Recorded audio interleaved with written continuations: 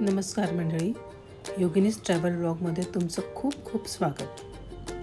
आज आमचा हाँगकाँगमधला तिसरा दिवस आणि आज आम्ही एका अशा शहराला भेट देणार आहोत जे हाँगकाँगप्रमाणेच चायनाचं SAR म्हणजे स्पेशल ॲडमिनिस्ट्रेटिव्ह रिजन तर आहेच, पण ज्यावर पोर्तुगीजांनी 300 वर्षांपेक्षा जास्त लीजवर घेतलं होतं. अनेक नावांनी ओळखलं जातं. Las Vegas of Asia, the most visited city of the world आणि the gambling capital of the world. होय, तुम्ही बरोबर ओळखलं. याचं नाव आहे मकाऊ.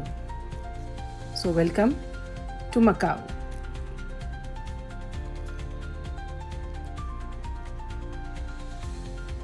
मकाऊ हा आमचा 1 दिवसाचाच टूर होता. इथे कसं जायचं ते बघूया. तर आम्ही जॉर्डनला उतरलेलो होतो, त्यामुळे आम्ही जॉर्डनवरून सेंट्रल स्टेशनला गेलो आणि सेंट्रल स्टेशनवरून ब्लू लाईन पकडून आम्ही गेलो शुएंगवान स्टेशनला.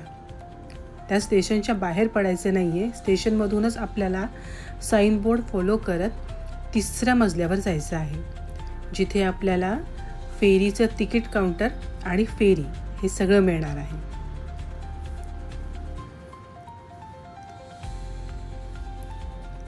इथे जाण्यासाठी कोटाई वॉटर जेट आणि टर्बो जेट अशा 2 कंपनीज आहेत. ॲडल्टचं तिकीट आणि चाइल्डचं तिकीट जसं तुम्हाला दिसतंच आहे, असे यांचे रेट आहेत. आणि सॅटर्डे संडेला चार्जेस ऑब्व्हियसली वेगळे असतात. याची पहिली जी फेरी आहे ती सकाळी 7ला असते आणि शेवटची फेरी रात्री 11 वाजता. आमचे तिकीटं घेतल्यानंतर आम्ही आमच्या फेरीच्या जिथे आमची बोट लागणार होती तिथे निघालो. त्यासाठी तुम्हाला इमिग्रेशनसुद्धा क्लिअर करावं लागतं. फार काही त्यात प्रश्न विचारले जात नाहीत, पण तुम्हाला तुमच्यासोबत पासपोर्ट आणि हाँगकाँगला एंट्री केल्यानंतर जी छोटी चीट दिलेली असते ना, अरायवल कार्ड, ते सुद्धा तुम्हाला सांभाळून ठेवावं लागतं. ते इथे तुम्हाला दाखवतील. अर्थात यात तुम्हाला पासपोर्टवर शिक्का मिळणार नाही, पण इथे दुसरी एक चीट जरूर मिळेल, तीसुद्धा तुम्हाला सांभाळून ठेवायची आहे. फेरीच्या साधारण 1 तास आधी तुम्ही पोचला पाहिजेत, ज्यामुळे तुमचं इमिग्रेशन वगैरे सगळं क्लिअर होईल. तिथे गेल्यानंतर मग तुम्हाला सीट नंबर वगैरे अलॉट केले जातात. आपल्या सीटवर येऊन बसता. खूप मोठी आहे फेरी. साधारण 1 तासाचा हा सफर आहे. बऱ्यापैकी मोठी होती ही बोट. आणि 1 तासानंतर आम्ही मकाऊला पोहोचलो.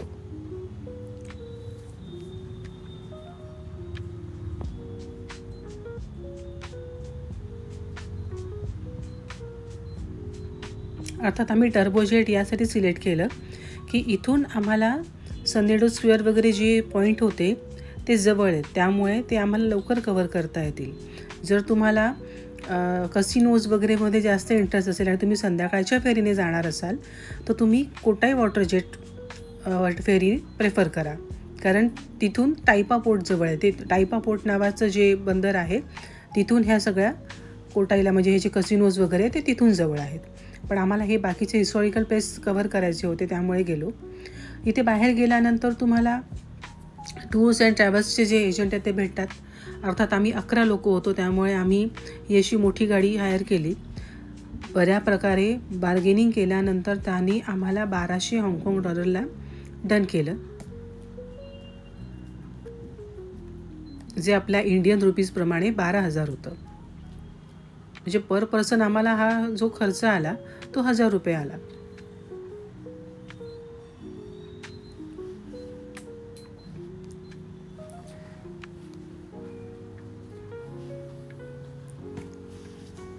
आमची सगळी चिल्ली पिल्लीसुद्धा फार एक्सायटेड होती मकाऊ बघण्यासाठी. गाडीत बसल्यानंतर आम्ही आमच्या फर्स्ट डेस्टिनेशनकडे निघालो, ज्याचं नाव होतं फिशरमन्स वार्फ. तर फिशरमन्स वार्फ हे एक थीम बेस्ड युनिक अट्रॅक्शन आहे, जे पोर्तुगीज आर्किटेक्चरचा नमुना आहे, ज्यात तुम्हाला शॉपिंग सेंटर्स, इटरीज आणि बऱ्याचशा काही फोटो ऑपॉर्च्युनिटीज किंवा असे काही फोटोचे स्पॉट्स दिसतील केलेले. की जे तुम्हाला अगदी मन मोहून टाकतील. जसं की तुम्ही हे बघताय, हे स्टॅच्यूज वगैरे आहेत. हे काही फोटो पॉईंट्स त्यांनी छान केलेले आहेत. इटरीज आहेत. त्याच्यानंतर इथे बरेचसे हाँगकाँगची लोकं इथे विकेंडला येतात. तर त्यामुळे यांना इथे जे काही रॉ फिश म्हणा किंवा जे काही त्यांचं तत्सम पदार्थ असतात त्याचं इथे मार्केट आहे. प्लस काही पोर्तुगीज क्युझिनसुद्धा तुम्हाला मिळतील. पोर्तुगल आणि मकाऊ दोन्ही मिक्स जे असतात त्याचे काही स्नॅक्स झाले असे काही तुम्हाला वगैरे मिळतील. अगदी इटरीपासून ते टॅटूपर्यंतचे सगळे शॉप्स इथे आहेत. एक वेगळा अनुभव आहे इथला हा.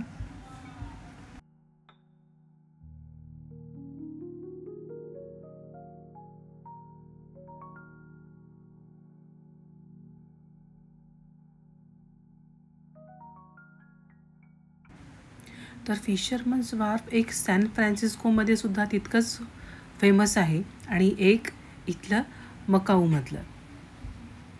खूप मोठा एरिया आहे हा आणि खूप छान डेव्हलप केलेला आहे. बरेचसे असे बघा, तुम्ही जसे बघताय की फोटो पॉईंट्स त्यांनी केलेले आहेत. इथलं मेन अट्रॅक्शन हे फोटो पॉईंट्सच आहेत. त्यानंतर पुढचा आमचा पॉईंट होता रुईन्स ऑफ सेंट पॉल.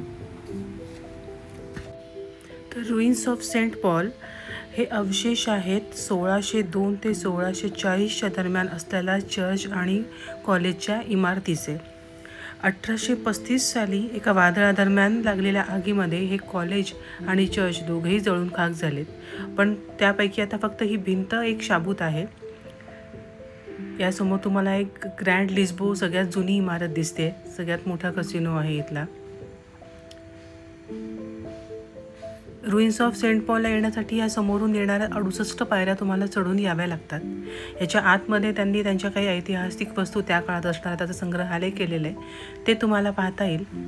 असं म्हटलं जातं याची उंची साधारण 85 फूट आहे. या भिंतीची उंची ही युनेस्को वर्ल्ड हेरिटेज साईट म्हणून सुद्धा ओळखली जाते. त्यानंतर आम्ही आमच्या पुढच्या पॉईंटकडे गेलो, सेनाडो स्क्वेअरकडे. तर सेनाडो स्क्वेअर ही एक पोर्तुगीज कॉलनी होती. जसं की तुम्ही बघता, हे संपूर्णपणे पोर्तुगीज आर्किटेक्चर तुम्हाला दिसते. इथे सेंट डॉमिनिक चर्च झालं, त्याच्यानंतर इथले मकाऊ स्ट्रीट फूड झालं. जसं की तुम्हाला इथे जे कोणी नॉनव्हेज लवर्स आहेत त्यांना juicy pork chop buns, buttery almond cookies, flaky Portuguese, egg tarts and salty meat jerks असं पदार्थ तुम्हाला मिळतील. हे सुद्धा युनेस्को वर्ल्ड हेरिटेज साईटमध्ये येतं आणि फार सुंदर त्याच्यामध्ये तुम्हाला दिसतं आहे कॉम्बिनेशन पोर्तुगीज आणि चायनीज आर्किटेक्चरचं. पुढच्या पॉईंटकडे आम्ही निघालो, त्याचं नाव होतं अमा टेम्पल. अमा ही एक समुद्र देवता आहे चायनीज लोकांची. जशी आपल्या घरच्या कोळी बांधवांची एकविरा देवी आहे, तशी इथल्या चायनीज लोकांची अमा देवी आहे. बरेचसे चायनीज लोक इथे प्रार्थना करण्यासाठी येतात. जसं की तुम्ही ही बघता, ही उदबत्ती आहे. काही लोक इथे नवस करतात आणि तो पूर्ण झाल्यानंतर इथे ही अशी उदबत्ती लावण्याची पद्धत आहे.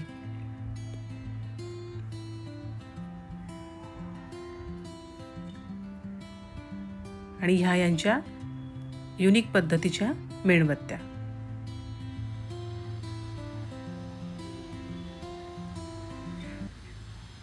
त्यानंतर पुढचा आमचा जो स्पॉट होता तो होता मकाऊ टावर. मकाऊ टावरची उंची ही साधारण 338 मीटर म्हणजेच 1109 फूट उंच आहे.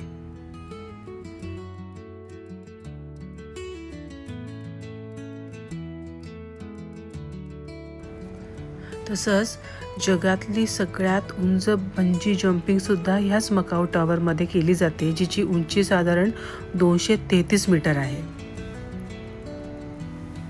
मकाऊ टावर डिसेंबर 19, 2001ला कंप्लीट झाला होता.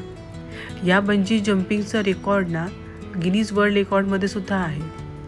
संध्याकाळचा थोडा वेळ इथे घालवून आम्ही पुढे टायपा पोर्टला गेलो.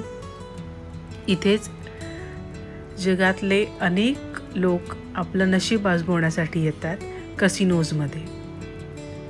मकाऊमध्ये कसिनो लीगल आहे, त्यामुळे जगभरातले पर्यटक इथे कसिनोजमध्ये जे गॅम्बलिंग करण्यासाठी येतात.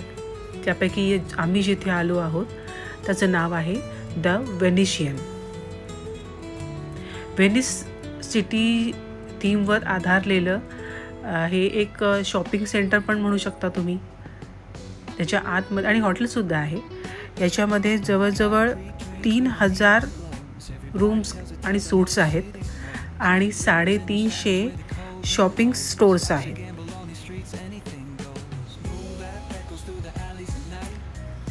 संपूर्ण युरोपियन आर्किटेक्चर इथे दिसतं तुम्हाला. अगदी ह्याच्या छतांवर सुद्धा युरोपियन चित्र साकारलेली आपल्याला दिसत आहेत.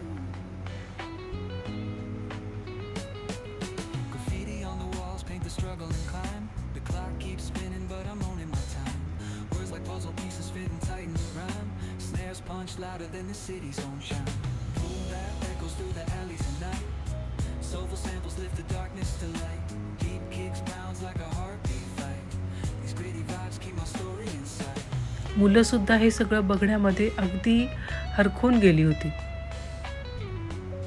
लहान मोठे वृद्ध सगळ्यांनाच अगदी आवडणारी ही कलाकृती होती.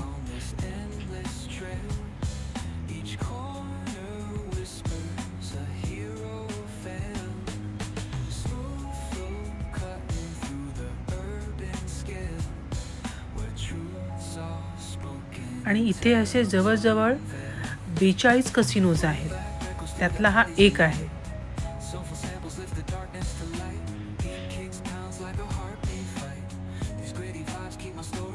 हा जो सरळ रस्ता जातोय हा कसिनोसाठी आहे.